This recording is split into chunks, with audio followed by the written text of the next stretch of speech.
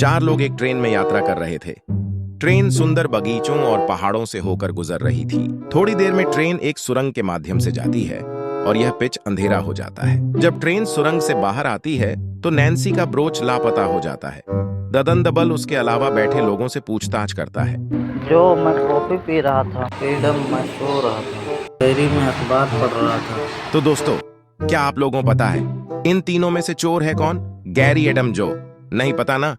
चार दोस्त स्कीइंग के लिए हिमालय गए। तो टेंशन मत लो, मैं बता रहा हूं। ये जो चश्मे वाला आदमी है, उल्टा अखबार पढ़ने के वजह से पकड़ा जाता है। कारा ने अपने बुटीक में प्रवेश किया और पाया कि एक बहुत महंगा फर कोट गायब था। उसने चोर खोजने के लिए जासूस मेहुल को बुलाया। उसने मेहुल को सूचित किया। उसे 3 लोगों पर संदेह है। वॉचमैन, मुझे कोट के बारे में कुछ भी नहीं पता है, मैंने इसे चुरा नहीं पाया। दोस्त, मैं कल बुटीक गया था लेकिन कुछ भी चोरी नहीं किया। नौकरानी, मुझे तो फर से एलर्जी, मैं इसे कैसे चुरा सकती हूँ? तो दोस्तों, क्या आप सब लोग चोरों की पहचान कर सकते हैं? ए वॉचमैन बी दोस्त। सी नौकरानी पर। दोस्तों, नौकरानी ने कहा कि उसे फर से एलर्जी है, लेकिन उसके घर में एक बिल्ली है। वह झूठ बोल रही थी। उसने कोट चुरा लिया। होटल के पौधे के होटल में एक बड़ी शाही पार्टी चल रही थी। राहेल ने एक हीरे की हार पहनी थी। हार बहुत ही सुंदर था। अचानक रोशनी बंद हो गई। जब रोशनी वापस आ गई तो राहेल का हीरो का हार गायब हो गया। पार्टी में डिटेक्टिव मेहुल भी थे। उन्होंने फुटेज से पहले और बाद में जांच की और तुरंत समझ गए कि हार किसी ने चुरा लिया। क्या आप अनुमान लगा सकते हैं कि चोर कौन है?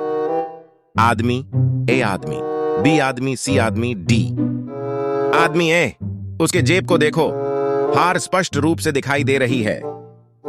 डिटेक्टिव मेहुल एक अपराधी की तलाश में था जब वह एक ऐसे व्यक्ति से मिला जिसने अपराधी को कार में दौड़ते हुए देखा। वह मेहुल को सूचित करता है कि उसने उस व्यक्ति को अपनी कारों के दर्पण से देखा था। उन्होंने एक मुखौटा पहना था, इसलिए उन्होंने उस व्यक्ति का चेहरा नहीं देखा, लेकिन उन्होंने कार के नंबर पर ध्यान नहीं दिया। वह नंबर देता है जो उन्होंने जासूस मेहुल को लिखा था, P8901। मेहुल को समान कार नंबर के साथ 4 कारें मिलती हैं। क्या आप इन 4 कारें देख सकते हैं? क्या और अनुमान लगा सकते हैं कि आदमी ने कौन सी कार देखी? तो दोस्तों, क्या आप जानते हैं कि कौन सी कार है? A4 Audi, B4 Audi, C4 Audi, D4 Audi. नहीं पता चला ना आप लोगों? लेकिन दिमाग पे ज्यादा जोर मत दो, मैं बता रहा हूं।